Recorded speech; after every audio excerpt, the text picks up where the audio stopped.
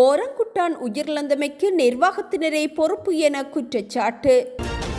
பதிவு செய்யப்படாத கை தொலைபேசிகள் இம்மாதத்துடன் செயலிழக்கும் என அறிவிப்பு. ஏழை குடும்பங்களுக்கான 50,000 ரூபாய் நிதியுதவி தொடர்பில் அரசாங்கம் விசேட அறிவிப்பு. தமிழ் தேசிய கட்சிகளை ஒன்றிணைத்து செயற்படுவதற்கான தலைமைத்துவத்தில் கஜேந்திரகுமார் பொன்னம்பலம் முன்னிலை. மட்டக்களப்பின் பல்வேறு பகுதிகளில் மேற்கொள்ளப்பட்ட திடீர் சோதனை நடவடிக்கைகளின் போது 97 பேர் கைது.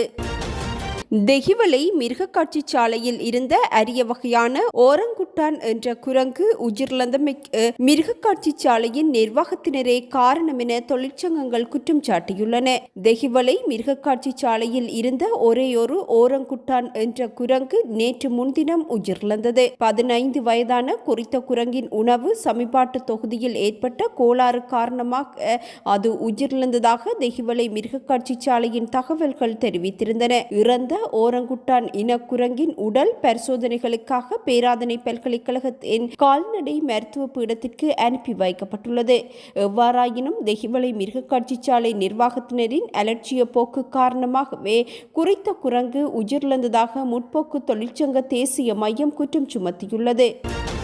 கையடக்க தொலைபேசிகளை பதிவு செய்வதற்கு வர்த்தகர்கள் மற்றும் இறக்குமதியாளர்களுக்கு வழங்கப்பட்ட கால அவகாசம் எதிர்வரும் 28ஆம் தேதியுடன் நிறைவடைய உள்ளதாக இலங்கை தொலைத்தொடர்பு ஒழுங்குபடுத்தல் ஆணைக்குழு அறிவித்துள்ளது. இதன்படி தமது ஆணைக்குழுவில் IMEI இலக்கத்தை பதிவு செய்யாத கை தொலைபேசிகளில் குறித்த கால அவகாசத்தின் பின்னர் தொலைபேசி வலையமைப்பு இயங்காது என ஆணைக்குழு அறிவித்துள்ளது. எவ்வாறாயினும் எதிர்வரும் 28ஆம் தேதிக்கு முன்னர் IMEI இலக்கத்தை பதிவு செய்தவர்களுக்கு எந்தவித சிக்கலும் ஏற்படாது என இலங்கை தொலைத்தொடர்பு ஒழுங்குபடுத்தல் ஆணைக்குழு அறிவித்துள்ளது. இதேவேளை ஸ்டார்லிங்க் சேவைக்கு உரித்தான தொலைத்தொடர்பு பொதிகளுக்கான கட்டணங்களுக்கு இலங்கை தொலைத்தொடர்பு ஒழுங்குபடுத்தல் ஆணைக்குழு அனுமதி வழங்கியுள்ளது. புதிய அரசியலமைப்பு விடயம் தொடர்பில் தமிழ் தேசிய கட்சிகள் ஒன்றிணைந்து இணக்கப்பாட்டை மேற்கொள்வதற்கான சந்திப்பை எதிர்வரும் 25ஆம் தேதி நடத்துவதற்கு தீர்மானித்துள்ளதாக தமிழ் தேசிய மக்கள் முன்னணியின் தலைவரும் நாடாளுமன்ற உறுப்பினருமான கஜேந்திரகுமார் பொன்னம்பலம் அறிவித்துள்ளார். நேற்று நாடாளுமன்ற கட்டட தொகுதியில் தமிழ் தேசிய மக்கள் முன்னணியின் தலைவரும் நாடாளுமன்ற உறுப்பினருமான கஜேந்திரகுமார் பொன்னம்பலம் இலங்கை தமிழரசு கட்சியின் நாடாளுமன்ற உறுப்பினர் சிவஞானம் ஸ்ரீதரன், ஜனநாயக தமிழ் தேசிய கூட்டணியின் நாடாளுமன்ற உறுப்பினர் செல்வம் அடைக்கலநாதன் ஆகியோருக்கிடையில் நடந்த சந்திப்பின் போது இத்தீர்மானம் மேற்கொள்ளப்பட்டுள்ளது.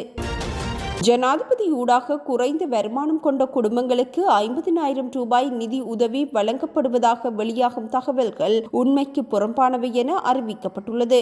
சமூக ஊடகங்களில் போலியான குறுஞ்செய்திகள் வெளியிடப்படுவது தொடர்பில் முறைப்பாடுகள் கிடைக்கப்பெற்றுள்ளதாக இலங்கை தொலைத்தொடர்புகள் ஆணைக்குழு அறிவித்துள்ளது. இது தொடர்பான குறுஞ்செய்திகளுக்கு தமது தனிப்பட்ட தகவல்களை வழங்குவதை தவிர்க்குமாறும் தொலைத்தொடர்புகள் ஒழுங்குபடுத்தும் ஆணைக்குழுவின் பணிப்பாளர் மேனகா பத்ரன் பொதுமக்களை அறிவுறுத்தியுள்ளார்.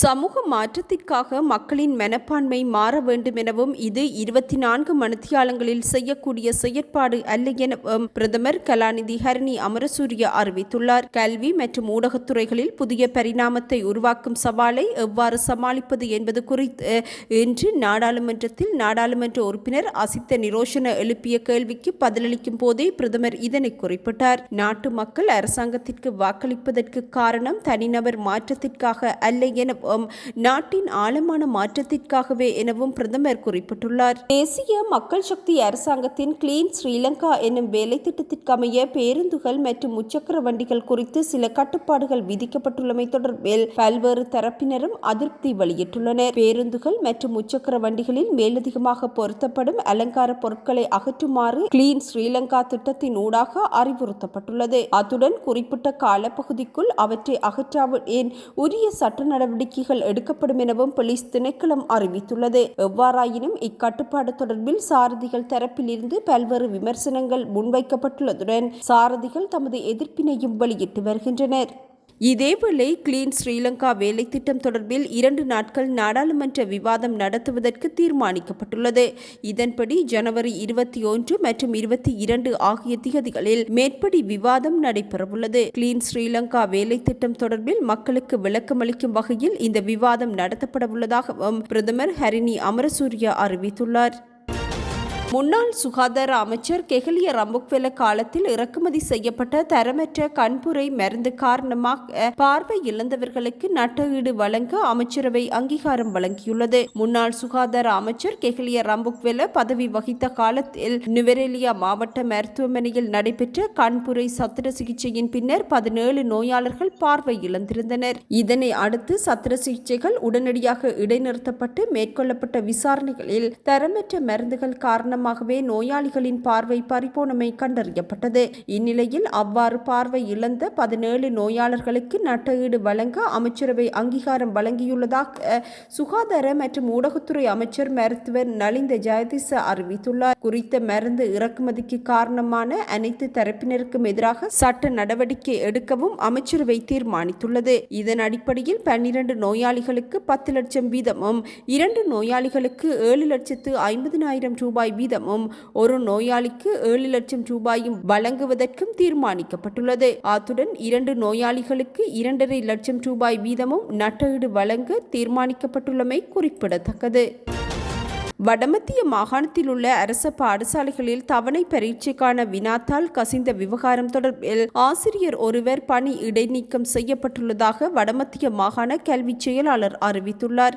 6 மற்றும் 7ஆம் தரங்களுக்கான பரீட்சை வினாத்தாள் கசிந்த விவகாரம் தொடர்பிலேயே குறித்த ஆசிரியர் உடன் அமுலுக்கு வரும் வகையில் இவ்வாறு பணி இடைநீக்கம் செய்யப்பட்டுள்ளமை குறிப்பிடத்தக்கது. பல்வேறு குற்றச்செயல்களுடன் தொடர்புபட்ட 97 பேர் மட்டக்களப்பு காத்தான்குடி போலீசார் நடத்திய திடீர் சுற்றி வளைப்பு தேடுதல் நடவடிக்கைகளின் போது கைது செய்யப்பட்டுள்ளனர். மட்டக்களப்பு மாவட்ட சிரேஷ்ட போலீஸ் அத்தியட்சகரின் வழிகாட்டலில் மட்டக்களப்பு காத்தான்குடி போலீஸ் நிலைய பொறுப்பதிகாரி RM ரத்நாயக்கவின் பணிப்புரையின் பேரில் காத்தான்குடி குற்றத்தடுப்பு போலீசார் மற்றும் போதை ஒழிப்பு பிரிவினர் குறித்த தேடுதல் நடவடிக்கைகளை காத்தான்குடி போலீஸ் பிரிவுக்குட்பட்ட பல்வேறு பிரதேசங்களில் மேற்கொண்டிருந்தனர். இதன்போது காத்தான்குடி, புதிய காத்தான்குடி, நாவட்குடா, கல்லடி, புதுக்குடியிருப்பு, தாளங்குடா, ஆரியம்பதி போன்ற பல பகுதிகளைச் சேர்ந்த சுமார் 97 பேர் கைது செய்யப்பட்டுள்ளனர். கேரள கஞ்சா மற்றும் ஐஸ் போதைப் பொருளை வைத்திருந்த 10 நபர்களும் கசிப்பு விற்பனை மற்றும் தயாரிப்பில் ஈடுபட்ட 60 பேரும் வேகமாக வாகனம் ஓட்டியமை உட்பட்ட பல்வேறு குற்றச்செயல்களுடன் தொடர்புடைய 27 பேருமாக 97 பேர் கைது செய்யப்பட்டுள்ளதாக போலீசார் குறிப்பிட்டுள்ளனர். கைது செய்யப்பட்டவர்களிடமிருந்து ஐஸ், கேரள கஞ்சா, கசிப்பு உள்ளிட்ட போதைப் பொருட்களும் மீட்கப்பட்டுள்ளன. அரைக்குறையாக நிர்மாண பணிகள் மேற்கொள்ளப்பட்டுள்ள அனைத்து பாடசாலைகளும் முழுமைப்படுத்தப்படும் என கல்வி அமைச்சரும் பிரதமருமான ஹரிணி அமரசூரிய அறிவித்துள்ளார். நாடாளுமன்றத்தில் வாய்மூல விடைக்கான கேள்வி நேரத்தின் போது எதிர்க்கட்சி உறுப்பினர் அஜித் பி பெரேரா எழுப்பிய கேள்விக்கு பதிலளிக்கும் போதே அவர் இதனை குறிப்பிட்டார். நல்லாட்சி அரசாங்கத்தின் மூலம் ஆரம்பிக்கப்பட்ட அருகிலுள்ள பாடசாலை சிறந்த பாடசாலை கருத்திட்டத்தின் கீழ் அரைக்குறையாக நிர்மாணிக்கப்பட்டுள்ள பாடசாலை கட்டடங்கள் அனைத்தையும் நிறைவு செய்ய நடவடிக்கை எடுக்கப்படும். அரசாங்கத்தின் திட்டத்தின்படி 3 கிலோமீட்டர் எல்லைக்குள் அனைத்து மாணவர்களும் சென்று கல்வி கற்கக்கூடிய ஆரம்ப பாடசாலைகளை உருவாக்குவதே எமது நோக்கம். அதேபோன்று பல பாடசாலைகளை இணைத்து முழுமையான அனைத்து வசதிகளையும் கொண்ட பாடசாலைகளை உருவாக்கவும் திட்டமிடப்பட்டுள்ளது. அவற்றை ஆரம்பத்திலிருந்தே மேற்கொள்வதற்கு எதிர்பார்க்கவில்லை.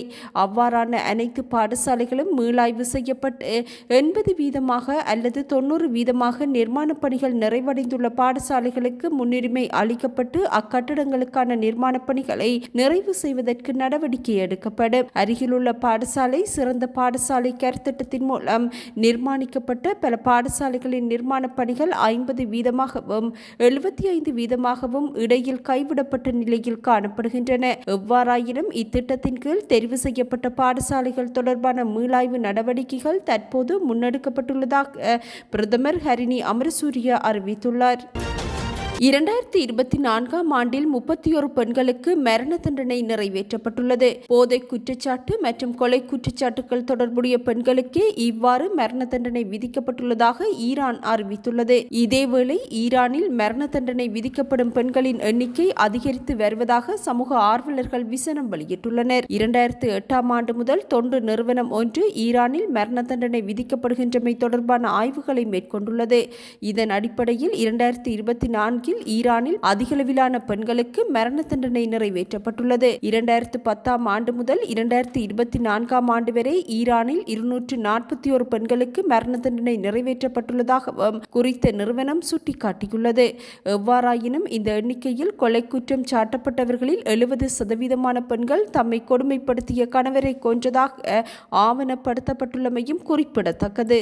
இத்துடன் இன்றைய எமது பிரதான செய்திகள் நிறைவடைகின்றன. நமது அடுத்த பிரதான செய்திகளை நாளை எதிர்பாருங்கள். வணக்கம்.